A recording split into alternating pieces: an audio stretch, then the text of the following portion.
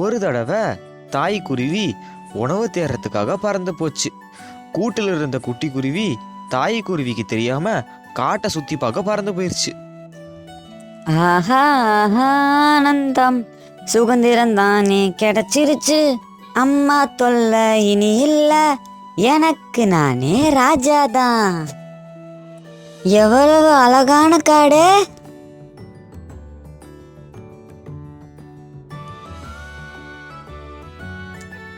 ஏ சிட்டுக்குருவியே, எங்க தனியா வந்திருக்க? உங்க அம்மா எங்க?